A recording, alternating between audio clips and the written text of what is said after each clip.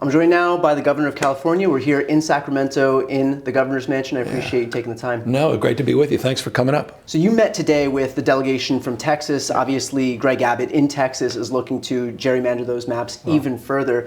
So first and foremost, what is the state of possible mid-cycle redistricting right now? In California, we have an independent redistricting, which I supported. I was one of the few Democrats at the time that publicly supported it, elected Democrats at the time, to move away from partisan gerrymandering, which should happen. And the point we made then, when it was on the ballot, was it should happen all across the United States. Right. That didn't happen, hasn't taken shape. And so what's happened is now we're at a disadvantage.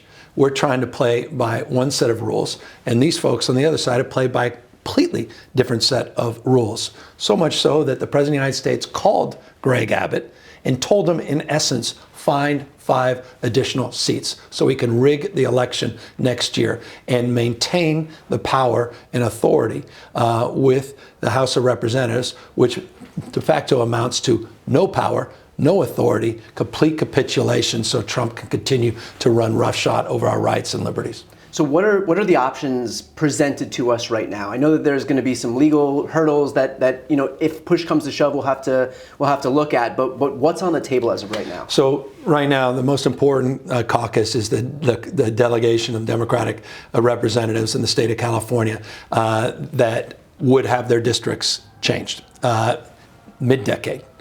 Then, number 2, we need to get 2/3 of our California legislature to put it on the ballot to create a special election. And then 3, the ultimate authority will be vested in the people of the state of California that would have to make the determination of whether or not we should continue to play by one set of rules as these guys continue to rig the game and play by a wholly different set of rules. So that's one process. The second one is a legislative process. Independent of the independent redistricting, there's a novel legal theory that it's silent about redistricting sort of mid-decade, mid-census. And so on that basis, it would be to test that theory. It would be an easier path in some respect, but it's also a path that wouldn't necessarily give voice and choice to the public.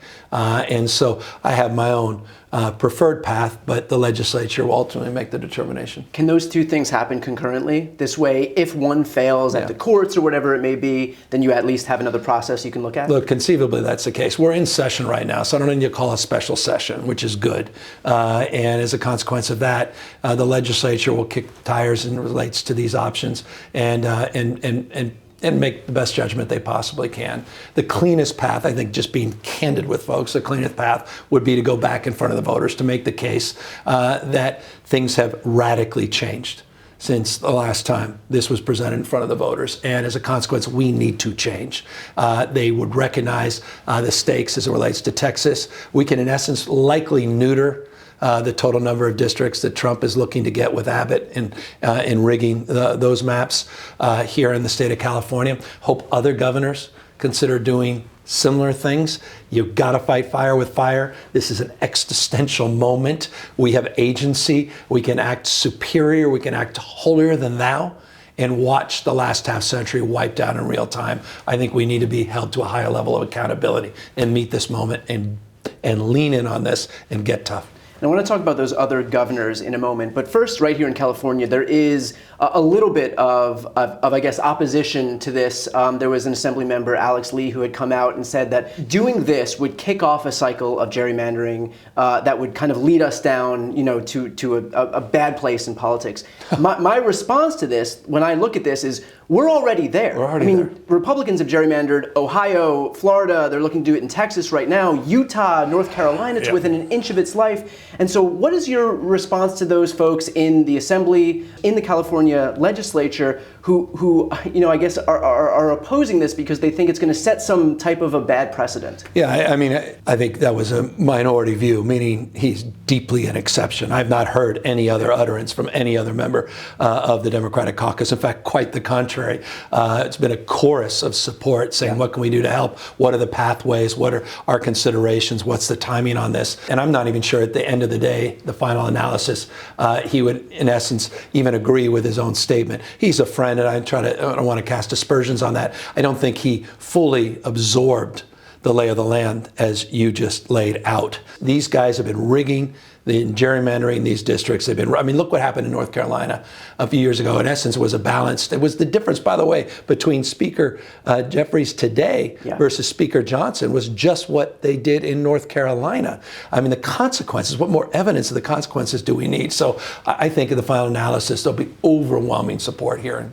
How committed to getting this done are you? And I ask this because, look, I'm a Democrat, and part of being a Democrat is seeing that when the Republicans want to get something done, they won't let anything stand in their way, not the laws, not judges, not the U.S. Constitution. And if Trump wants to do something, he'll just do it. And that's obviously a point of consternation among Democrats who are at the opposite end of the spectrum, where we had H.R. 1, our top priority when Democrats had full control of the House, the Senate, and the White House. Granted, we didn't have enough to overcome the filibuster, but we did have enough votes to eliminate the filibuster if we wanted to, which is to say that was our top priority, and we couldn't get it done with full control of government. It's exhausting. I'm sick of it, and I don't want to be on the receiving end of that anymore. I'm sick and tired of being on our heels. Got to be on our toes. It's not about fighting back. It's about leaning forward, and it's about setting the tone and tenor.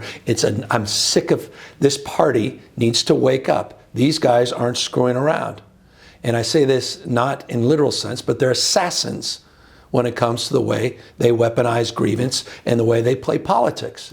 Enough. What more goddamn evidence do we need? Excuse my language. They've rolled back the last half century. In real time, that's just 6 months. Right. Can you imagine this guy having an additional 42 months with no system of checks and balances, no oversight?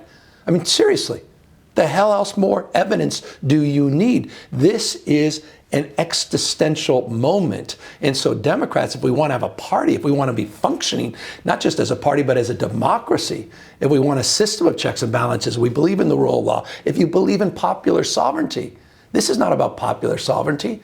This guy wants to wire. He tried to break this democracy, tried to light it on fire on January 6th. He just made a call to the governor of Texas saying, in this case, not find me the votes, but find me new seats to rig the game. If we want to still be in this game, we need to disabuse ourselves, disenthrall ourselves of the status quo in the past.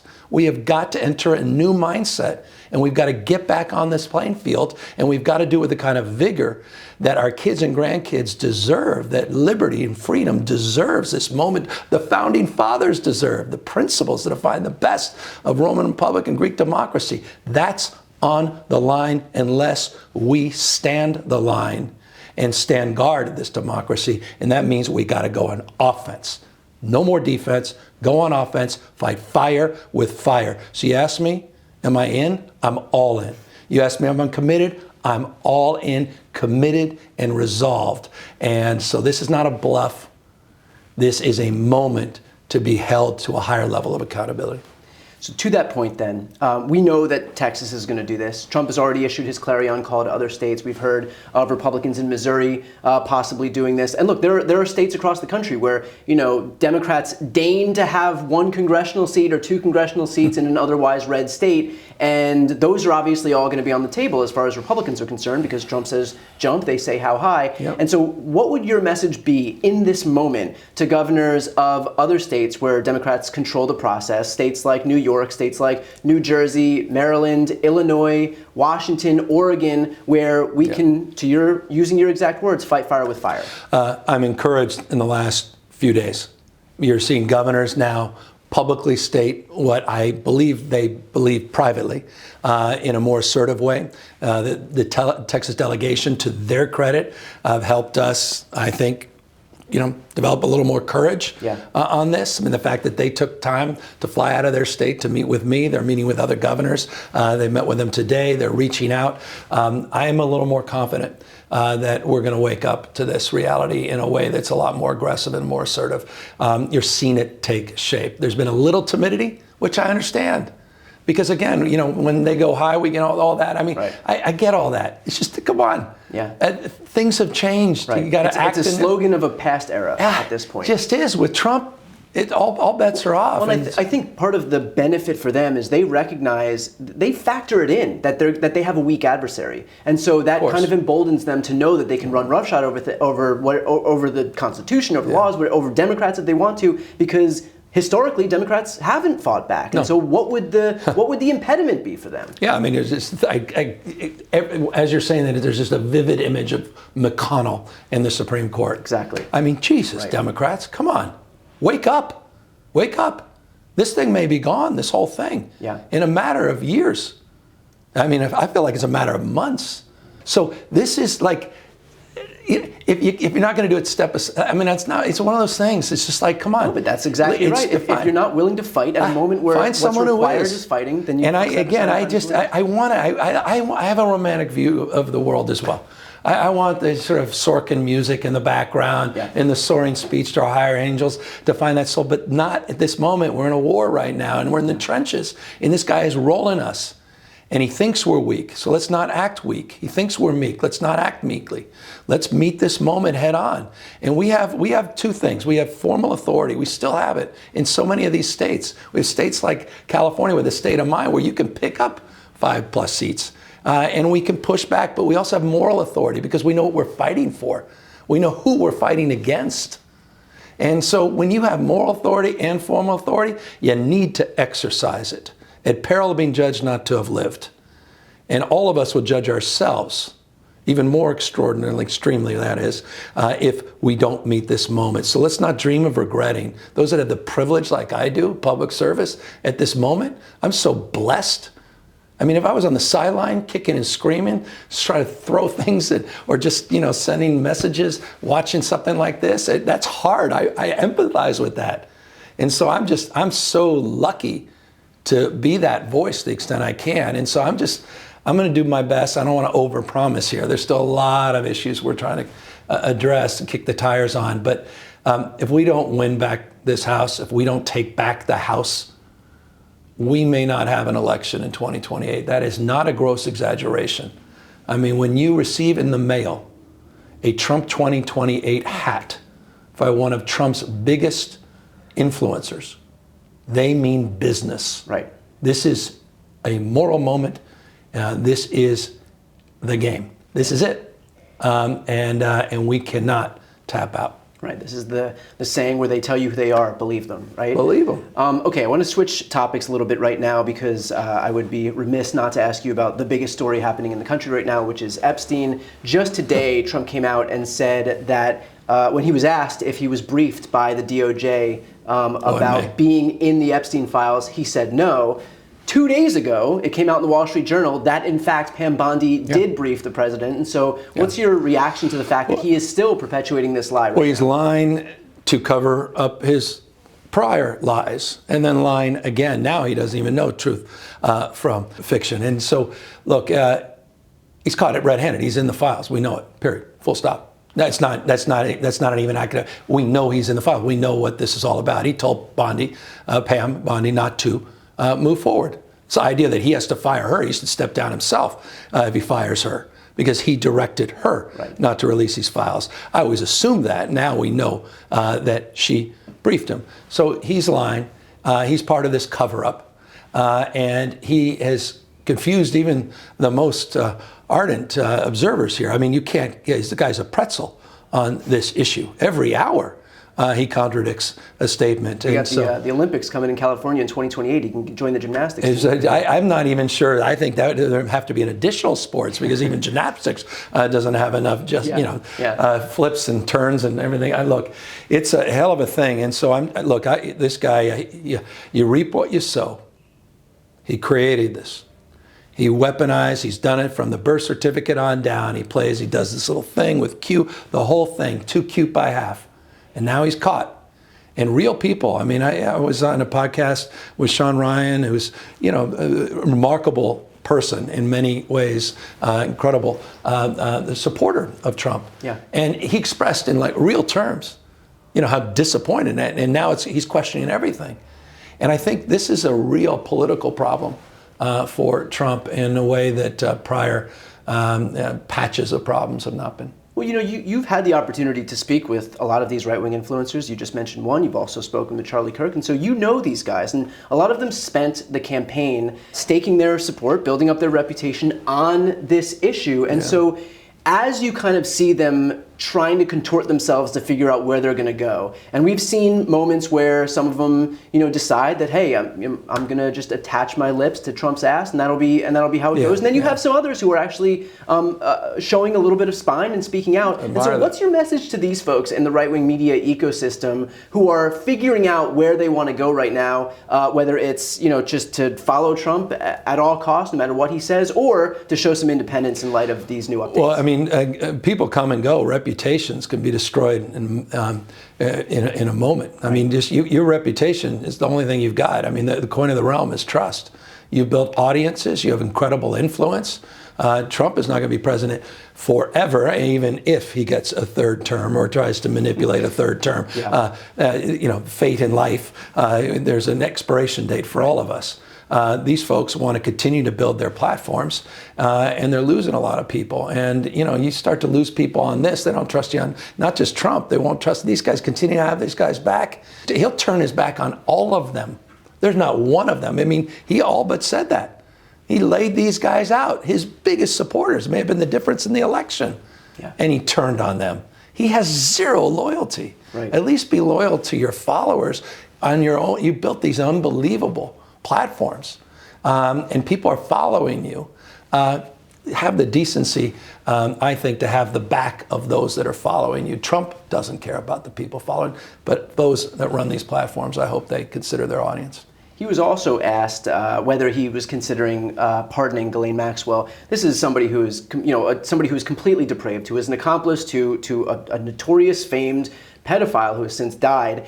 And instead of giving the correct answer, which is, no, I would not consider offering a pardon to somebody like this, he said, I have the right. He reasserted his right to be able to do that, sending a pretty clear signal. We also found out from Galain Maxwell's attorney that she is seeking a pardon. So we have Trump who's not ruling it out. We have her attorney who is overtly saying that's what she wants. Her attorney. Trump's a great deal maker. We've had so many candid conversations. Doing what he knows is required, This is sick stuff. And so this is sick. I mean, if you're a conspiracy theorist, I mean, they're going to turn me into one. Why the hell are we even talking to her? Yeah. What a pardon for what? No, seriously, for what? Why is your personal attorney now at the DOJ meeting with her personal attorney? For what purpose? What is this about? You said, forget this, move on. I don't even understand what this is about. To pardon her for what? To have your back? To life? I mean, now we're going deeper, and now I'm starting to think, well, that maybe it's not just on these files. I mean, maybe this is even deeper. I mean, I'm not kidding. This is starting, like, even things where I'm like, okay, this guy just didn't want the association, wanted to make this about Democrats or some fancy mutual friends he may have had, didn't want to embarrass them, and there's been pressure there. People have written big checks to him. Maybe they're part of his crypto scams. But when you're meeting with her, with your former personal attorney, and you're literally socializing, which he does. This is what he does. He tests the theory, throws something out. Starts to lay the groundwork. Lays the groundwork. He's serious about it. For what? Why? I mean, so this, where he's on the other side, this guy's, I said this to you a few months ago, and more evidence every single day. He's lost a step. This is not the same Trump 1.0. This is, something's off, increasingly off. And he's unmoored in ways, even by Trump standards, I haven't seen. I don't want to overstate this moment, but you can't understate this. Something ain't right, as they say. And finally, let's finish off with this.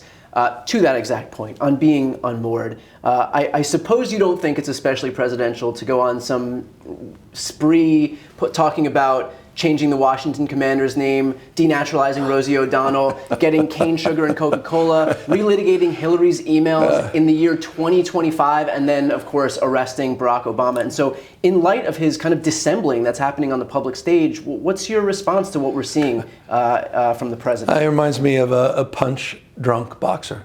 He's just wildly flailing. He's flailing. He's just zigging and zagging. He's desperate. He's trying anything, trying to chum the waters, and it's not working.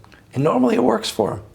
It's not working right now. I mean, that's why he's off promoting his golf courses in Scotland. Get me the hell out of here. Problem is, wherever he goes, his reputation, this sort of degenerate nature of who he currently is follows him. And that's why I think this one is going to have not just some more explaining to do, he's going to have to do a lot more than he's done in the past to be able to dig his way out of this.